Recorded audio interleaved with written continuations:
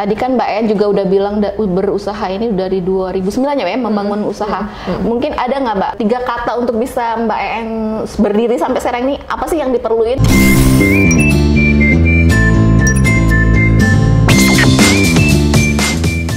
Jadi seorang pengusaha yang nggak mudah. Mungkin ada nggak sih Mbak, apa yang perlu kita tanamkan?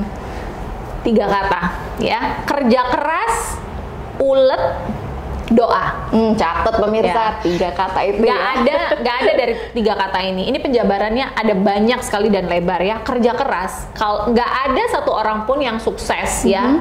Kalau sukses kita bicara tentang uang itu hanya angka-angka. Tapi endingnya adalah seberapa banyak sih dia bisa berimpact dan membantu orang lain. Kalau duit, kalau motivasinya hanya duit, seseorang tuh bisa berhenti ya. Kalau motivasinya hanya bisa beli mobil mewah, ketika dia beli mobil mewah dia sudah berhenti gitu. Tapi kalau dia aim-nya itu adalah untuk membantu orang lebih banyak lagi, dia tidak akan berhenti sampai kapanpun dan hidupnya dia tuh akan menginspirasi gitu loh Mbak. Kemudian yang kedua adalah setia. Tadi ya ulet ya, nggak ada orang yang sukses hidupnya, yang hebat hidupnya itu mau jalan yang instan, naik eskalator, nggak ada. Semua harus meniti tangga one by one. Nah di tangga-tangga itu akan ada kegagalan, akan ada air mata, akan ada orang yang mengejek, akan ada cibiran gitu. Dan itu semua akan menguatkan gitu loh. Nah kalau doa itu nggak mungkin kita itu hebat, kuat, karena kalau kita nggak meminta sama Tuhan di atas itu. Ya kalau semuanya kita sudah lakukan, itu insya Allah akan ada hasilnya seperti itu. Tapi kalau kita nggak kerja keras, nggak setia, maunya instan, maunya cepet-cepet, nggak akan jadi. Kalau memang ada jalan yang instan, kalau memang nggak perlu kerja keras, itu orang hebat tuh akan banyak banget. Tapi kita buktikan kan, mungkin dari 10 orang itu presentasinya ada 1 orang. Karena nggak semuanya, 9 orang ini sekuat orang 1 ini nggak gitu loh. Oh beda ya? Iya, jadi mental itu butuh beda gitu. Tempatnya mungkin ya Mbak ya. Jadi sama yang betul. Jadi kalau dalam kamus hidup saya itu nggak ada gagal, tapi yang ada adalah belajar seperti itu. Ya gagal nggak apa-apa, bangkit lagi, coba lagi, cari cara yang lain seperti inspiratif sekali. Jadi gagal itu apa Mbak tadi? Gagal itu nggak ada. Yang ada tuh belajar. Nggak ada. Jadi harus belajar. Jangan belajar terus. Jangan pernah merasa puas. Jangan merasa puas intinya ya Mbak ya. Wah Mbak En ini inspiratif sekali obrolan kita pagi ini ya. Ya amin. Nah ini Mbak, ini kan usaha Mbak ini udah banyak. Kedepannya mungkin ada mau lagi yang penasaran nih, mau apa sih yang digelutin? Kuliner ada, properti ada, udah main. Saya sih lebih kepada fokus kepada hal-hal yang saya sudah bangun dulu Mbak. Nggak mau terlalu banyak lagi juga, karena dengan terlalu banyak usaha juga membuat fokus kita pecah-pecah. Ya sebenarnya juga kalau sebagai seorang entrepreneur sejati itu kan skill, soft skill, ada banyak hal, kemudian juga skill setnya itu harus ada, dan itu semuanya harus digembleng kepada timnya. Nah nanti itu baru bisa diversifikasi usaha yang banyak itu. Nah maunya nanti ke depan tetap mengembangkan income realty, mungkin bisa ada brand income realty di seluruh Indonesia. Itu adalah impian saya. Terus kemudian menambah cabang lagi untuk Buntut Sunda Kang Ali, kemudian untuk di BDI sendiri mungkin berimpact lebih banyak, membantu teman-teman UMKM dan teman-teman pengusaha yang nggak ngerti digital lebih banyak lagi. Melek digital ya Mbak ya, memang lagi seperti itu. Gaungnya memang lagi kenceng banget nih melek digital. Melek digital, go digital itu nggak bisa. Jadi nggak bisa kalau kita ngotot, oh saya nggak bisa. Nggak ada yang nggak bisa kalau kita mau belajar seperti itu. Jadi intinya mau lebih fokus, mau lebih jalanin yang sudah pada core-nya, tapi mungkin dengan core itu kami lebih kuatkan, terus kemudian juga sistemnya diperbaiki, manajemennya lebih baik agar kami bisa melayani dan bermanfaat lebih banyak lagi seperti itu.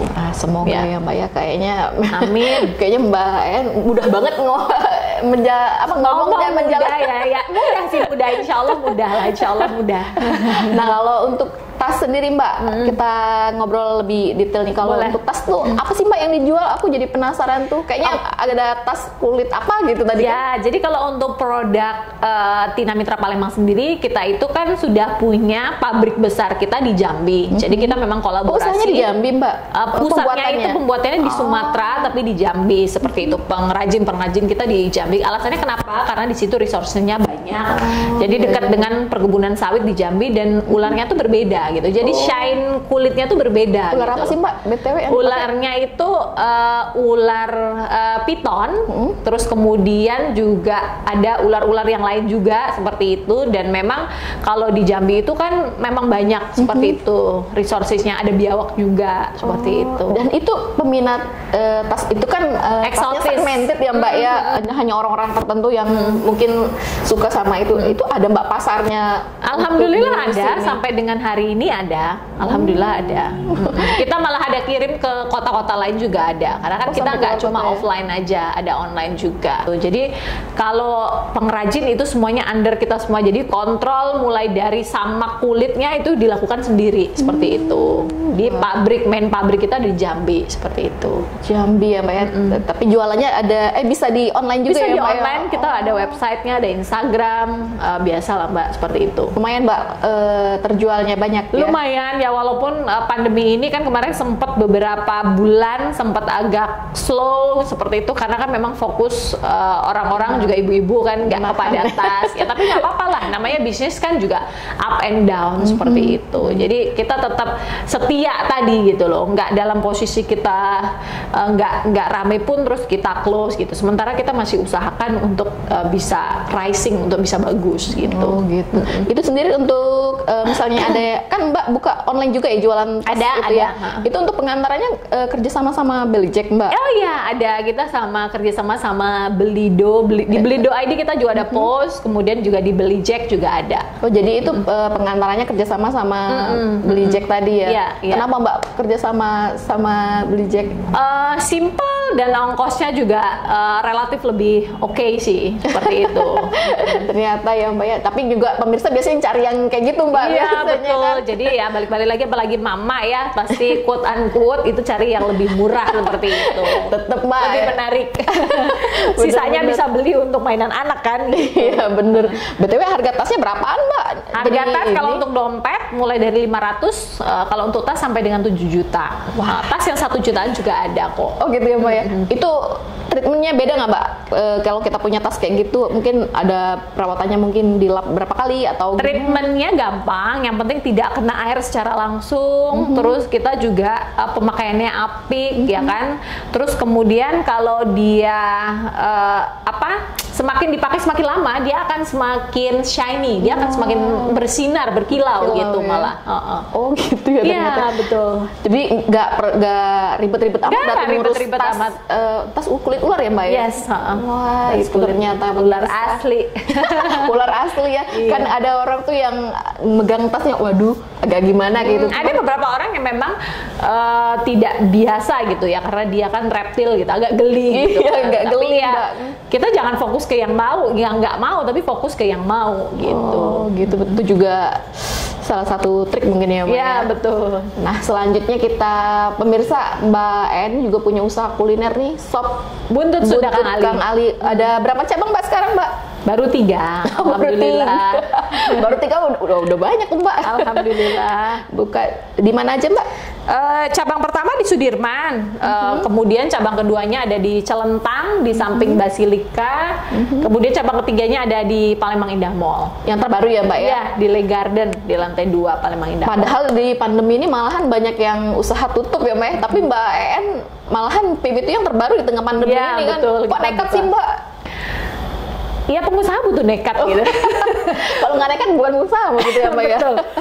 Jadi kadang pengusaha itu butuh satu keberanian gitu kan. Kenapa saya berani kok di tengah pandemi kok malah ekspansi gitu. Iya. Jadi saya ngelihat bahwa orang Palembang saat ini dan ya tetap pecinta kuliner itu pada umumnya tetap pengen sesuatu yang baru. Dan saya ngelihat juga, saya pelajari konsepnya Le Garden ini memang bagus. Dia mengusung konsep baru Garden Carnival yang dimana orang juga tetap butuh keluar, yang hangout, dan kita betul-betul strict jaga protokol kesehatan seperti itu. Dan kita sebagai pengusaha ya harus pandai-pandai membaca peluang, dan saya lihat Buntut Sunda Kang Ali sih bisa masuk seperti itu. Jadi ya wis lah gitu. Kita beraniin masuk dan tim ready, ya udah gitu. Dan alhamdulillah sampai dengan hari ini not bad, masih bisa. Dan artinya kan kalau kita buka cabang satu outlet baru, ya kalau UKM itu pasti kan menyerap tenaga kerja. At least ada 10 orang baru yang masuk seperti itu. Ada mau buka cabang lagi Mbak? Insya Allah. Kalau Palembang masih bisa beberapa cabang lagi. Doakan masih bagus sih marketnya Mbak. Masih oke. Kalau kuliner tuh masih Mbak gitu. Ya walaupun mati ya. Ya nggak pernah susah-susah gimana, ya tetap orang butuh makan seperti itu. Bener. Tergantung, tinggal rasa kita jaga, kualitas, kemudian pelayanannya bagus seperti itu. Mungkin kasih bocoran dikit nih Mbak. Lokasi di mana sih yang mungkin yang dilirik oleh Mbak EN untuk usaha kuliner yang satu ini? Pengennya ke seberang ya nanti. Oh, main ke seberang. Kenapa Mbak pilih ke seberang Ulu? Ya penduduknya padat ya Mbak. Terus kemudian ada perkantoran-perkantoran juga. Karena memang tipikal konsumen atau pelanggannya Buntut Sunda Kang Ali itu adalah mereka-mereka yang sudah mature seperti itu. Jadi family, banyakan family seperti itu. Family, terus karyawan, perusahaan, BUMN, kemudian juga para teman-teman dari Polri, dari polisi seperti itu. Kemudian juga teman-teman dari pegawai negeri sipil. Nah, jadi kita tuh target, jadi kita tuh udah kayak terbentuk seperti itu, Mbak. Jadi kita tuh mungkin lihat marketnya dulu di situ ya, Mbak ya, baru kita buka cabang atau jadi apa sih yang jadi triknya gini, Mbak. Jadi kalau kita ngelihat satu cabang kita ini bagus, nah kita ngelihat surroundingnya itu seperti apa sih? Nah, kita duplikasi aja gitu. Kalau dia cabang yang rame ini seperti ini, ya kita harus buka lagi dengan tipikal lokasi dan tempat yang seperti itu gitu. Artinya mungkin kalau kita namanya jualan makanan, ya trafficnya harus ada. Kan nggak mungkin kalau di depan aja nggak ada orang melintas, gimana kita mau buka gitu kan. Terus dekat sama perumahan penduduk, populasi. Ya, terus kemudian juga akses kendaraan itu gampang. Ada parkir yang paling penting ya. Sampai parkirnya jangan sampai nganggu lalu lintas ya, Mbak. Karena banyak rumah makan juga nggak ngelihat menyediakan area parkir. Jadinya kadang-kadang orang mau datang, mau parkir aja susah, ya pasti balik lagi muter. Oh iya, benar. Jadi kan ada beberapa aspek ketika orang mau datang ke satu tempat itu kan dia pasti pikirkan, oh nanti parkir saya di mana, seperti itu. Nanti abis lagi enak-enak makan, suruh pindahin. Yang BG ini orang pindahin kan nggak enak banget ya Mbak ya, rasanya kan diganggu. Nggak apa-apa kalau memang media parkirnya kurang begitu memadai, tapi kita harus menyiapkan satu orang yang memang betul-betul dia fokus mengurusin perparkiran seperti itu. Gitu. Ya, jadi entrepreneur, jadi pengusaha yang memang betul-betul pengusaha itu nggak gampang Mbak, banyak aspek. Nggak cuma sekedar jualan ya, tapi ada banyak hal. Kalau nggak mikirin keuntungan omset berapa gitu, enggak ya Mbak ya, kita harus mikirin parkir juga. Iya, itu kan sebenarnya remeh-temeh ya Mbak ya. Tapi itu sangat berimpact gitu, sangat berpengaruh gitu. Ternyata ya bener. Jadi kalau ada joke-nya sekarang tuh jadi pengusaha tuh nggak gampang-gampang narok di bio gitu kan. Entrepreneur. Ya nulis aja gitu. Ternyata mungkin banyak pengusaha karbitan ya Mbak ya. Iya, tapi nggak apa-apa ya, mereka artinya sudah mulai mengkonfidenkan diri gitu kan. Ya nggak apa-apa, nggak salah juga gitu. Percaya diri. Ya, yang penting dia harus belajar dan berisi gitu. Jangan cuma eksis tapi nggak ada isi seperti itu. Eksis tapi nggak ada isi. Ya rajin di sosmed ya Pak ya. Iya. Oke deh, ternyata wah banyak sekali yang ngobrol sama Mbak EN. Iya nih Mbak Ella pinter korek-korek. Ya jadi kan kita jadi bisa sharing ilmu juga Mbak. Ya, jadi ternyata Mbak EN bisa sesukses sekarang ini kan nggak gampang. Ternyata ada step-step yang Mbak EN lalu. Mungkin kan nggak banyak orang yang tahu apa sih yang Mbak EN rasain kan selama ini. Ya tadi nangis, emang orang lihat Mbak EN nangis kayak enggak kan Mbak ya. Nah makanya itu dari obrolan kita ini ada ya bisa yang kita mungkin kita petik lah ya, siap yang Mbak EN jalani selama ini.